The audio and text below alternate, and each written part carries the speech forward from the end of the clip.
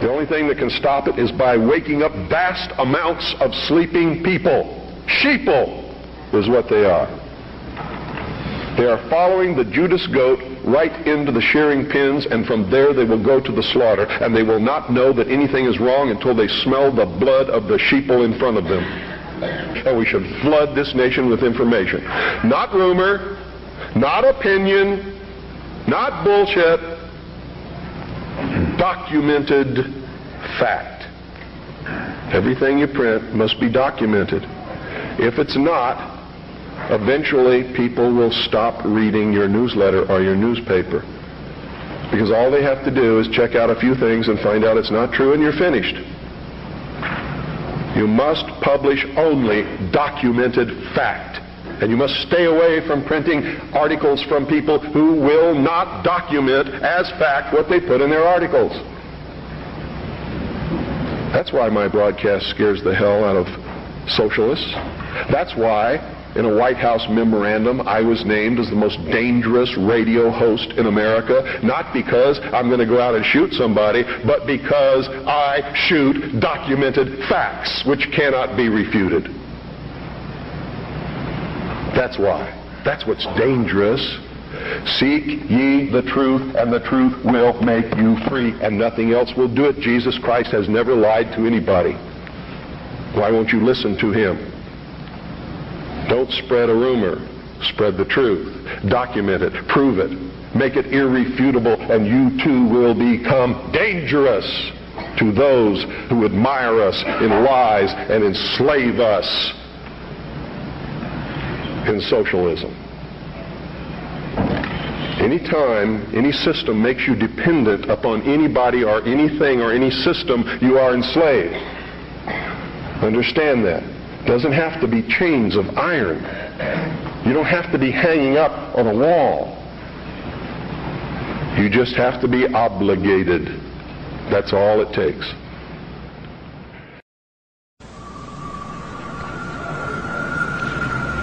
Am I attacking the church? You better believe it. All churches, all organized religions that have existed since the beginning of the time. Am I attacking the religion of individuals? Never, not on your life.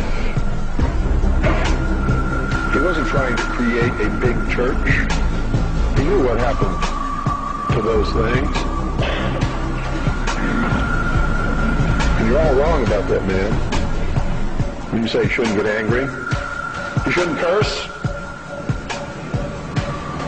you shouldn't do things that upset other people, because that's what Jesus spent his whole life doing. He threw the money changers out of the temple. Don't you think that made some people angry? Don't you think it was rude to walk up to somebody's place of business, smack them in the mouth, grab their table, and throw it out the door? What about the time he cursed the fig tree?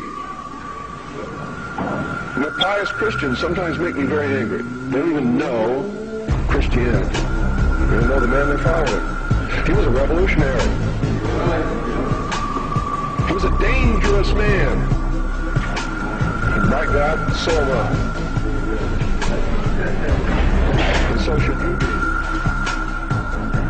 You're operating from a place of ignorance, and until you change that, you're going to be bumbling around, bumping into each other, saying and doing the wrong things, not understanding the nature of your enemy. And if you don't understand the nature of your enemy and the weapons they use, you cannot fight that enemy. You can't fight the battle. You shouldn't even be on the battlefield.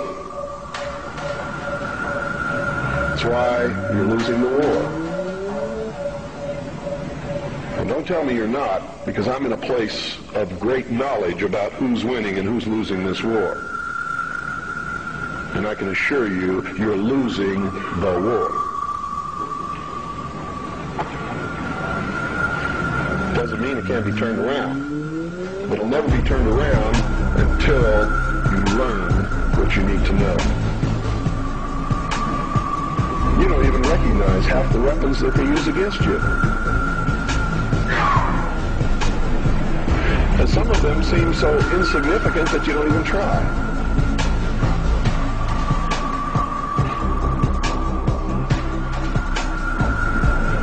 Every time any church gets control of government, the people suffer. has always happened. That's why our founding fathers established a country where that was not supposed to happen, where everybody was free to worship at the altar of their choice. And if you think they were all of one mind, you better think again. How many religions of the Protestant group do you think existed in this country when our founding fathers put together the Constitution? Over 1,500 different groups, all claiming they were right, teaching a different dogma, quoting Scripture to justify what they said, and everybody else was going to hell. So don't give me this Christian nation bullshit, because that's what it is. This nation reflected Christian values because the people who made up the government in the early days were Christian. But none of them agreed with each other, and they still don't today. They very seldom ever have. What do you mean by Christian? Seventh-day Adventist? Branch Davidian? Need to do some serious evaluating, some very serious checking out of agendas. If you really want to take over the government and make it a theocracy, because I'm going to tell you exactly what's going to happen if you do that. You're going to burn people at the stake who disagree with you. And if that happens, I'm going to have to take up arms all over again.